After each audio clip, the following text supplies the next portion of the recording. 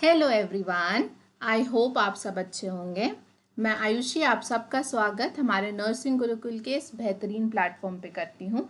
जैसे कि आप सब जानते हो कि अभी नर्सिंग की सारी एग्ज़ाम्स आपकी यूपी में ख़त्म हो चुकी है और आने वाली जो नर्सिंग एग्ज़ाम है वो है झारखंड में स्पेसिफिकली।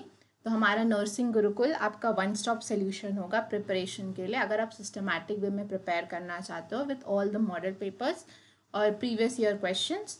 तो ये वो आपको हमारे नर्सिंग गुरुकुल के प्लेटफॉर्म पे मिलेगा। तो जो आज का लेक्चर है ये बेसिकली जीएनएम वाले स्टूडेंट्स के लिए है, जहां हम इंग्लिश के मॉडल पेपर्स को सॉल्व करेंगे। तो चलिए बिना देर किए शुरू करते हैं। तो जो आज का हमारा फर्स्ट क्वेश्चन है वो है she dash to school every day. She go to school every day, she goes, she going या शी गॉन। तो इसका राइट आंसर क्या होगा? यहाँ पे एवरी डे देख के आपको समझ में आ जाना चाहिए ये कैसा हैबिट है। ये हैबिचुअल एक्शन है, मतलब ये रोज करती है। तो जब हैबिचुअल एक्शन होता है तो हम कौन सा टेंस यूज करते हैं? हम सिंपल प्रेजेंट टेंस का यूज करते हैं। अब यहाँ पे शी है, जो भी वर्ब जाता है वो अकॉर्डिंग टू सब्जेक्ट जाता है। तो शी है तो शी आपका क्या है? शी आपका सिंगुलर है। शी कैसा है? शी सिंगुलर है। तो वर्ब भी कैसा जाएगा? वर्ब भी क्या होना चाहिए? वर्ब भी हमारा इस हिसाब से सिंगुलर होना चाहिए। अब याद रखना गो गो गो कैसा वर्ब है? गो हमारा प्लूरल वर्ब है और वर्ब में एस जुड़ जाता है तो वो क्या बन जाता है? सिंगुलर। तो गोज कैसा हो गया? गोज हमारा सिंगुलर वर्ब हो गया। मतलब यहाँ नाउन का उल्टा चलता है। अगर हम नाउन में एस जोड़ते हैं तो वो प्लूरल बनता है, बट यहाँ क्या है? यहाँ हम वर्ब में एस जोड़ेंगे तो वो क्या बनता है? तो वो सिंगुलर बनता है। ये स्पेसिफिक रूल होता है। अब यहाँ पे उस हिसाब से क्या होगा? Present tense. अब प्रेजेंट टेंस में हम या तो V1 लगाते हैं या तो V5 लगाते हैं। तो यहाँ पे शी सिंगुलर है तो शी के साथ ES वाला जाना चाहिए। शी के साथ सिंगुलर है तो सिंगुलर वाला वर्ब जाना चाहिए। तो सिंगुलर वाला वर्ब कौन सा है? गोज। तो इसका राइट आंसर क्या होगा? Option B, she goes to school every day. अब हमारा जो नेक्स्ट क्वेश्चन है वो है I have been working here dash 2019 since, for, from या बाय। तो ये आपका स्पेसिफिक टाइम पीरियड को दिखा रहा है कि 2019 से उसने स्टार्ट किया वर्क करना। तो यहाँ पे राइट आंसर क्या होगा? Option A, I have been working here since 2019। 2019 से अब तक मैं यहाँ पे काम कर रही हूँ। अब हमारा जो नेक्स्ट क्वेश्चन है वो है the book dash by the student. The book was read by the student, the book is read by the student, the book reads या book reading. The book reading by the student बहुत anomaly वाला sentence बनता है तो ये option गलत हो जाएगा। The book reads by student भी गलत हो जाएगा। The book was read by the student, तो इसका राइट आंसर क्या होगा? Option A. अब हमारा जो नेक्स्ट क्वेश्चन है he said I will help you. यहाँ पे हमें क्या करना है? इनडायरेक्ट स्पीच में बदलना है। जैसे कि आप सबको पता है कि जो डायरेक्ट स्पीच होता है वो दो लोगों में कॉन्वर्सेशन में होता है। और अगर हम हमारी कॉन्वर्सेशन अगर आपके थर्ड फ्रेंड को आप बताना चाहो तो उसको क्या बोलते हैं? उसको हम इनडायरेक्ट स्पीच बोलते हैं। तो फर्स्ट ऑफ ऑल याद रखना इनडायरेक्ट स्पीच में ये जो होता है ये कॉमा, इसको हटाने के लिए हम दैट का यूज़ करते हैं। तो हमेशा इनडायरेक्ट स्पीच में क्या आएगा? दैट आएगा। अब हम ऑप्शन पढ़ते हैं। Option A he said that he would help me. Option B है he said that I will help you. Option C है he said he will help me. तो यहाँ तो दैट नहीं है तो ऑप्शन सी ऐसे ही एलिमिनेट हो गया। ऑप्शन डी है he told that he will help you. तो ये ऑप्शन क्यों गलत होता है? अगर यहाँ पे सेड टू होता, हमेशा याद रखना ही सेड टू मी। अब ही सेड टू होता है तो सेड टू यहाँ पे टोल्ड में बदलता है, बट यहाँ तो सिर्फ सेड है तो इसलिए ये ऑप्शन क्या हो जाएगा? ये ऑप्शन भी गलत हो जाएगा। अब इसका इनडायरेक्ट स्पीच क्या होगा? मतलब इसका पहले डायरेक्ट में बोलते हैं। अगर आप बात कर रहे हो किसी से तो आपका दोस्त बोलता है कि वो आपकी मदद करेगा, तो इसका इनडायरेक्ट स्पीच क्या हो जाएगा? इसका इनडायरेक्ट स्पीच हो जाएगा ही सेड दैट। और आपका दोस्त बोल रहा है मैं, तो आप उसको किसी तीसरे पर्सन को बताओगे तो क्या बताओगे? उसने बोला था कि वो। तो यहाँ पे थर्ड पर्सन का यूज होगा ही सेड दैट। ही विल किस में चेंज हो जाएगा? वुड में। ही वुड हेल्प और उसने अगर डायरेक्टली बात कर रहे थे तो उसने क्या बोला था, आई विल हेल्प यू, मतलब वो किसकी मदद करने की बात कर रहा था, मेरी मदद करने की। तो यही मैं थर्ड पर्सन को बोलूँगी तो क्या बोलूँगी, वो बोला था कि वो मेरी मदद करेगा, तो ही वुड हेल्प मी हो जाएगा। तो इसका राइट आंसर क्या होगा, ऑप्शन ए। अब हमारा जो नेक्स्ट क्वेश्चन है, यहाँ पे हमें करेक्ट आर्टिकल चूज करना है। अब आप सबको पता है कि हमारे पास दो टाइप के आर्टिकल होते हैं। एक तो आपका डेफिनेट आर्टिकल होता है जो कि द होता है, और एक इनडेफिनेट आर्टिकल होता है जो कि ए या एन होता है। अब यहाँ पे सेंटेंस क्या, I brought dash umbrella yesterday. अब आप सबको वॉवेल्स का पता है, वॉवेल्स क्या होता है, ए ई आई ओ यू, ये बचपन से पढ़ते आ रहे हैं। तो यहाँ पे वॉवेल है, तो वॉवेल है तो हम यहाँ क्या लगा देंगे, एन लगा देंगे। इस लॉजिक से भी आंसर सही हो जाएगा, बट ये लॉजिक कहीं कहीं क्या होता है, कहीं कहीं फेल कर जाता है। तो आपको आर्टिकल जो लगाना है वो बेसिकली इसके हिंदी प्रोनाउंसिएशन से लगाना है। अब अम्ब्रेला में किसका प्रोनाउंसिएशन आ रहा है, अ का प्रोनाउंसिएशन आ रहा है, और अ आप सबको पता अ क्या होता है, अ स्वर होता है। तो जहाँ पे स्वर का प्रोनाउंसिएशन आए वहाँ पे हम क्या लगाएंगे, एन लगाएंगे। तो इसका राइट आंसर क्या होगा, इसका राइट आंसर होगा option B, I brought an umbrella yesterday. अब हमारा जो नेक्स्ट क्वेश्चन है वो है, the child was afraid dash the dark. The child was afraid from the dark, the child was afraid at the dark, या child was afraid of the dark, या child was afraid by the dark. तो हमेशा याद रखना कि जब भी यहाँ पे अफ्रेड वर्ड आता है तो अफ्रेड के साथ हम फिक्स प्रपोजिशन का यूज़ करते हैं। तो अफ्रेड के साथ कौन सा प्रपोजिशन जाता है, अफ्रेड के साथ ऑलवेज ऑफ जाता है। इसका राइट आंसर क्या हो जाएगा, the child was afraid of the dark. अब हमारा जो नेक्स्ट क्वेश्चन है वो है, she prefers tea dash coffee. She prefers tea than coffee, she prefers tea from coffee, she prefers tea over coffee, and she prefers tea to coffee. अब यहाँ पे option A और बी तो आप eliminate कर दोगे, आपको कन्फ्यूजन क्या होगा, ऑप्शन सी और ऑप्शन डी में। अब ऑप्शन, बहुत से लोग इसमें 90% लोग ऑप्शन सी को मार के आएंगे, क्यों, क्योंकि हम जनरल सेंस में बोलते हैं कि उसको चाय ज़्यादा पसंद है कॉफ़ी से, तो हम लगा देंगे she prefers T over coffee. But हमेशा याद रखना कि जब भी प्रिफर्स होता है तो उसके साथ फिक्स प्रपोजिशन में क्या यूज़ होता है, टू यूज़ होता है। तो इसका राइट आंसर क्या हो जाएगा, she prefers tea to coffee. तो इसका राइट आंसर आपका हो जाएगा ऑप्शन डी। अब हमारा जो नेक्स्ट क्वेश्चन है, if I dash rich I would buy a car. If I am rich I would buy a car, if I were rich I would buy a car, if I was rich I would buy a car, if I had been rich I would buy a car. तो ये याद रखना, ये कैसे sentence है, ये basically future का, मतलब ये बेसिकली आपका ड्रीमिंग वर्ल्ड को दिखा रहा है। मतलब ये हाइपोथेटिकल सिचुएशन है, ये रियल में सिचुएशन नहीं है। अगर वो बोल रहा है कि अगर मैं रिच होता तो मैं कार खरीदता, मतलब वो एक्चुअली में रिच नहीं है, बट वो बोल रहा है कि अगर मैं रिच होता तो जब भी ऐसे हाइपोथेटिकल सिचुएशन आएंगे तो यहाँ पे क्या यूज़ करेंगे हम, यहाँ पे हम वेयर यूज़ करेंगे। If I were rich I would buy a car. तो इसका राइट आंसर क्या हो जाएगा, ऑप्शन बी। अब हमारा जो नेक्स्ट क्वेश्चन है वो है, the teacher made him dash the whole paragraph. The teacher made him to repeat the whole paragraph, the teacher made him repeat the whole paragraph, या teacher made him repeated the whole paragraph, या teacher made him repeating the whole paragraph। तो teacher made him repeated, यहाँ पास तो कुछ है नहीं तो इसलिए repeated ऑप्शन गलत।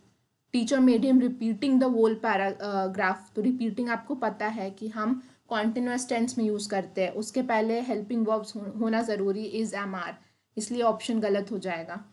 यहाँ पे the teacher made him to repeat the whole paragraph या repeat, तो इसका राइट आंसर क्या होगा, option B, that is repeat, क्योंकि ये क्या है, ये आपका सिंपल प्रेजेंट टेंस का सेंटेंस है, इसलिए यहाँ पे क्या हो जाएगा, रिपीट हो जाएगा। अब हमारा 10 क्वेश्चन है, neither he nor his friends dash coming, is coming, are coming, was coming, has coming. तो इसका राइट आंसर क्या होगा, neither he nor his friend.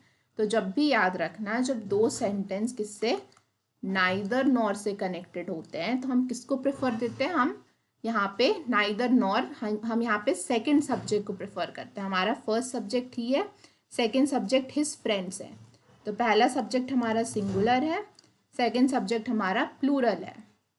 अब यहाँ पे वर्ब सिंगुलर के अकॉर्डिंग आएगा या प्लूरल के अकॉर्डिंग, तो हमेशा याद रखना जब भी नाइदर नॉर होता है तो हम हमेशा सेकंड सब्जेक्ट को प्रेफरेंस देते हैं। तो हम किसको प्रेफरेंस देंगे, हम हिज फ्रेंड्स को प्रेफरेंस देंगे।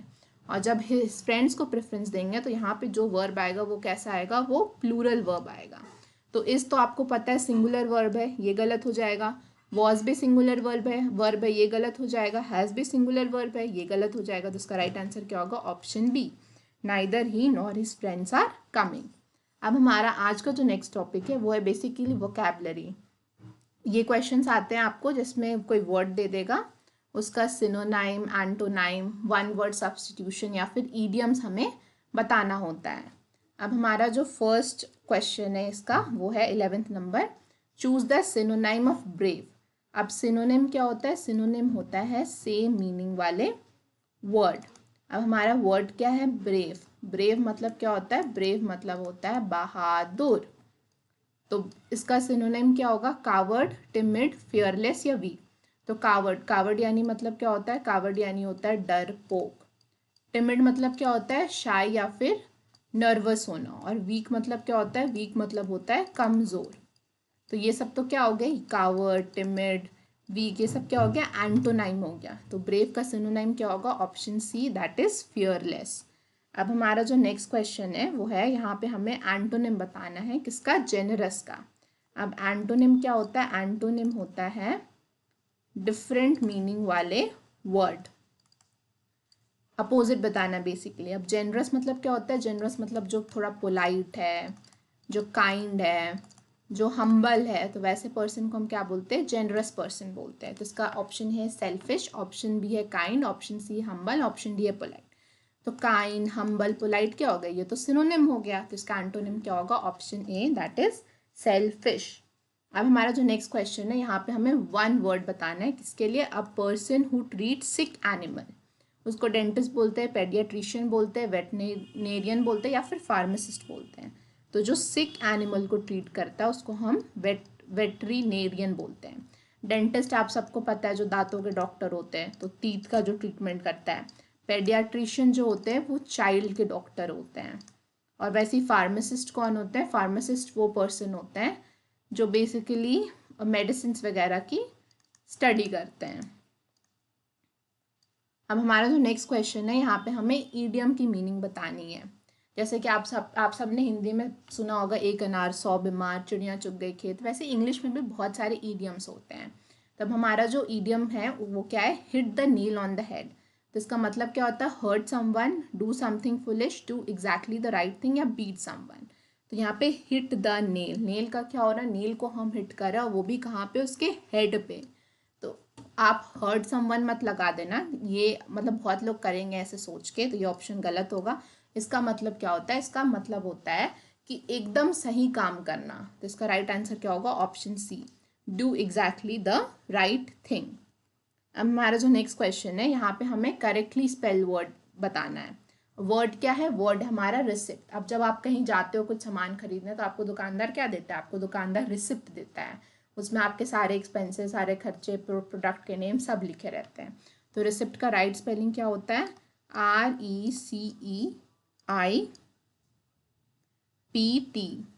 अब ये ऑप्शन देख लो कहाँ पे है, RECI, यहाँ पे आई का पोजीशन इंटरचेंज है, तो ऑप्शन ए गलत हो जाएगा। यहाँ पे P मिसिंग है, इसलिए ऑप्शन सी गलत।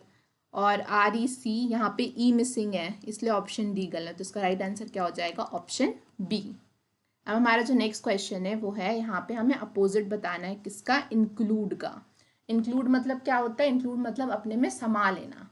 तो उसका ऑप्शन ये होगा, इन्वॉल्व, कंसिस्ट, एक्सक्लूड या एडमिट। तो इंक्लूड का इन्वॉल्व आपका सिनोनिम हो गया, ये ऑप्शन गलत। कंसिस्ट भी मतलब अपने अंदर समा लेना, ये ऑप्शन भी गलत। एडमिट मतलब भी अपने अंदर मिला लेना, तो ये ऑप्शन भी आपका सिनोनिम हो गया। तो इसका राइट आंसर क्या होगा, option C, that is exclude. अब हमारा जो नेक्स्ट क्वेश्चन है वो भी एक ईडियम है। क्या होता है, he is the black ship of the family. इसका मतलब क्या होता है, या तो most obedient, love the most या ऑलवेज फॉलो रूल्स या डिसग्रेस टू द फैमिली। तो अगर आपको ऐसे पता नहीं चल रहा है तो ये याद रखना, ब्लैक शीप, ब्लैक काला धब्बा।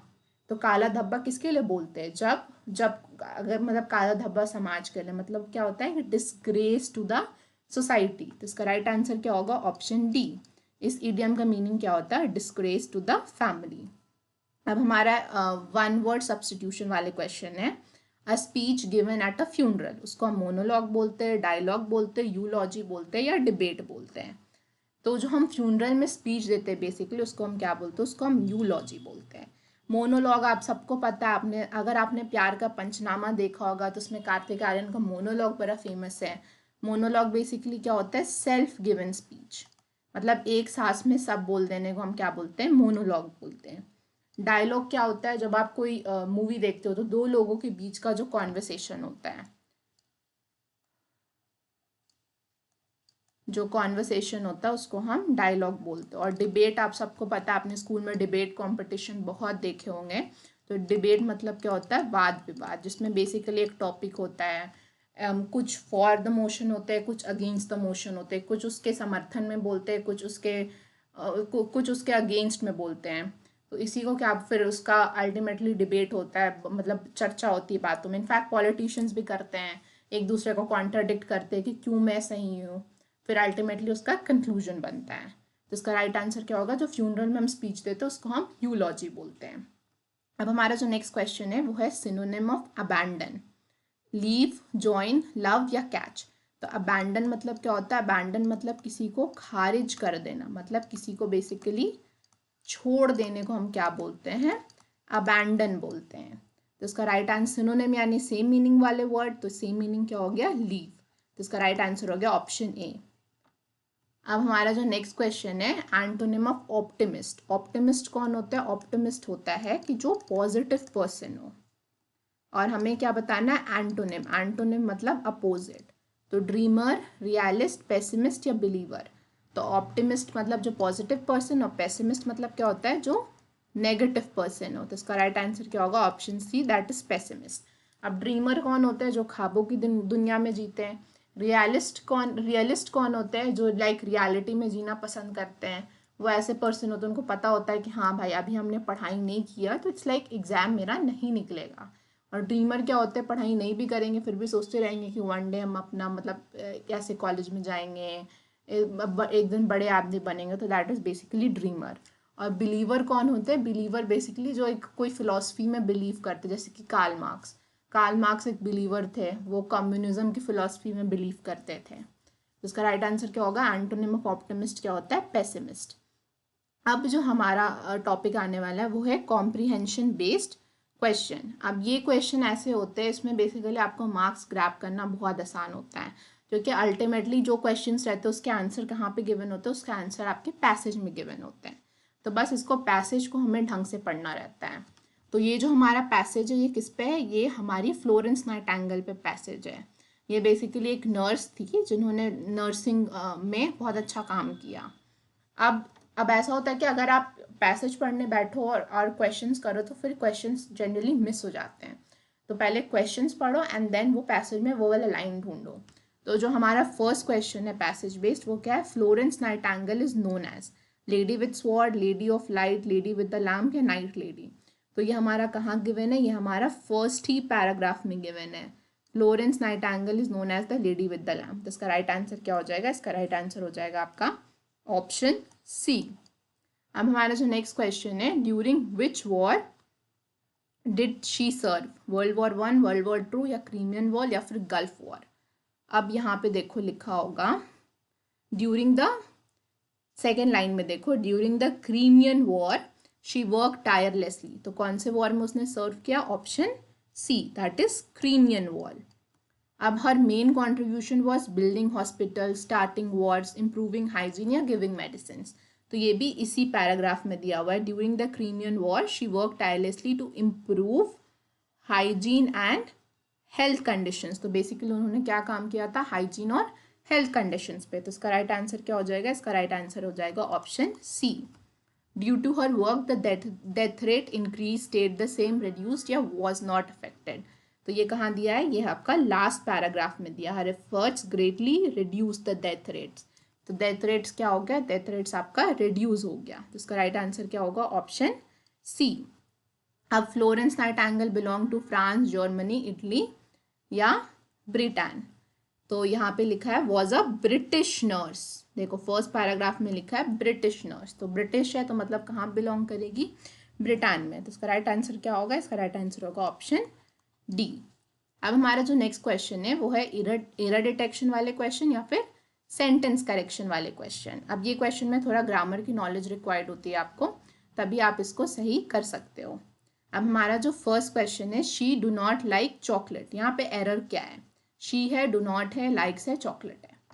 तो इसका राइट आंसर क्या होगा, इसका राइट आंसर होगा ऑप्शन बी, डू नॉट। अब क्यों एरर है, फर्स्ट ऑफ ऑल याद रखना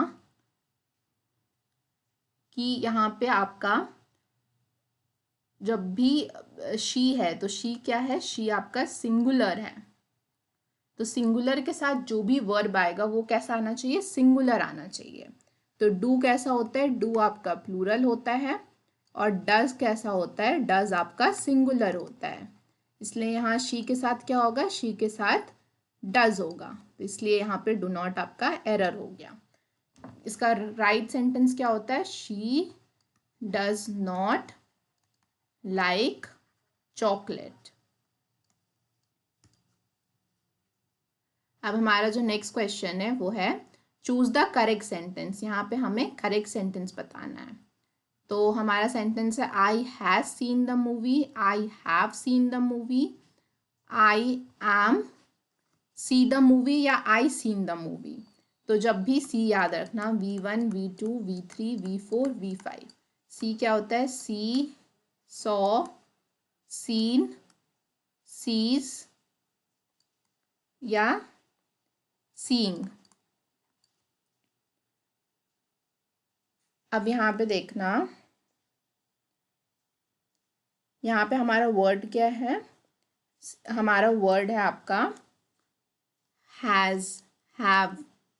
I am seeing the movie होता तो सही होता, इसलिए ऑप्शन क्या हो जाएगा, गलत हो जाएगा, क्योंकि एम जब हम कब यूज़ करते हैं, एम हम आपका प्रेजेंट कॉन्टिन्यूअस टेंस में यूज़ करते हैं। और जब भी हम कॉन्टिन्यूअस टेंस देखते हैं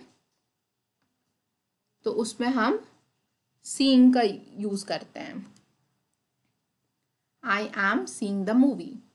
और यहाँ पे आई के साथ क्या होता है, आई के साथ ऑलवेज हैव का यूज़ होता है, आई हैव। और जब भी हैव यूज़ करें तो हम वर्ब का थर्ड फॉर्म हमारा क्या है, सीन। तो इसका राइट आंसर क्या हो जाएगा, option B, I have seen the movie.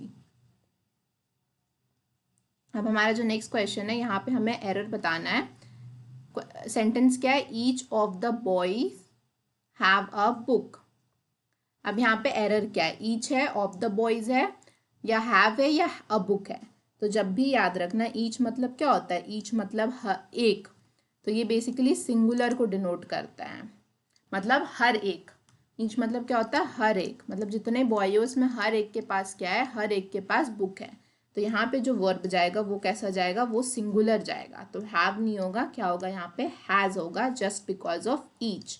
तो इसका राइट आंसर क्या हो जाएगा, option C, that is have. Have नहीं होता, यहाँ पे हैज़ होता। तो ये हमारा एरर का पोर्शन है। अब हमारा जो नेक्स्ट क्वेश्चन है, यहाँ पे हमें क्या करना है, यहाँ पे हमें करेक्ट सेंटेंस को आइडेंटिफाई करना है। He don't know the answer, he doesn't knows the answer, he doesn't know the answer, या he don't know the answer. तो सबसे पहले याद रखना, डू, डज और नॉट लगा दो, या डिड लगा दो, डिड प्लस नॉट। तो इसको शॉर्ट में हम कैसे लिखते हैं, इसको शॉर्ट में लिखते हैं डोंट, डजेंट, डिडेंट। ठीक है। अब याद रखना, ये सब के बाद ऑलवेज क्या लगता है, ऑलवेज वर्ब का फर्स्ट फॉर्म लगता है। अब नो का हम सारा फॉर्म लिखेंगे तो क्या हो जाएगा, no, new, known,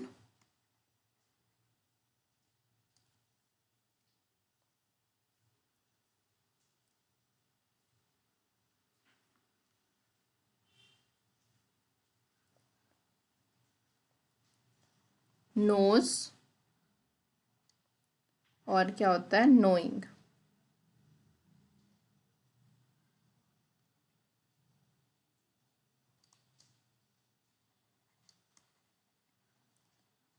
no, knew, know, knowing, knows. अब यहाँ पे देखना, नो वर्ब का फर्स्ट फॉर्म, नोज वर्ब का फिफ्थ फॉर्म, इसलिए ऑप्शन गलत हो जाएगा। यहाँ पे भी नोज वर्ब का फिफ्थ फॉर्म, इसलिए ऑप्शन गलत हो जाएगा। अब ही के साथ डोंट लगेगा या डज लगेगा, तो याद रखना डोंट कैसा है, डोंट हमारा प्लूरल है, और डजेंट कैसा है, डजेंट हमारा क्या है, डजेंट हमारा सिंगुलर है। तो याद रखना ही कैसा है, ही हमारा सिंगुलर है, तो सिंगुलर के साथ कैसा वर्ब यूज होगा, सिंगुलर के साथ आपका सिंगुलर वर्ब यूज होगा। तो यहाँ पे राइट आंसर क्या हो जाएगा, ही के साथ क्या यूज होगा, ही के साथ डजेंट यूज होगा। तो यहाँ पे राइट आंसर क्या हो जाएगा, option C, that is he doesn't know the answer. अब यहाँ पे क्या होता है, यहाँ पे अगर दे होता तब हम क्या यूज करते, they don't know the answer, क्योंकि दे क्या है, दे आपका प्लूरल है, इसलिए प्लूरल के साथ क्या आया, प्लूरल आया। अब हमारा जो नेक्स्ट क्वेश्चन है, यहाँ पे हमें करेक्ट प्रेपोजिशन का यूज करना है। अब हमारा सेंटेंस क्या है, she is married with a doctor, she is married to a doctor, she is married by a doctor, she is married in a doctor. तो सी और डी तो आप ऐसे एलिमिनेट कर दोगे। आप जनरल सेंस में हम जनरली विद का यूज़ कर देते हैं, बट ये गलत हो जाएगा। हमेशा याद रखना है कि जब भी कौन सा वर्ड आएगा, जब भी मैरिड वर्ड आएगा या मैरिज से रिलेटेड वर्ड आएगा, तो उसके साथ हम कौन सी प्रपोजिशन यूज़ करते हैं, टू प्रपोजिशन यूज़ करते हैं। तो इसका राइट आंसर क्या होगा, she is married to a doctor. I hope आप सबको लेक्चर पसंद आया होगा। If you like the lecture, please to like, share and subscribe to our channel. और आप ऐसे ही हमारे साथ बने रहिए, अपने झारखंड के नर्सिंग एंट्रेंसेस को क्रैक कीजिए, और हम ऐसे ही आपके लिए मॉडल पेपर्स लाते रहेंगे। और आप बस एक कमेंट कर देना, उससे हमारा भी उत्साह बढ़ेगा। और thank you for your time and thank you for watching this lecture.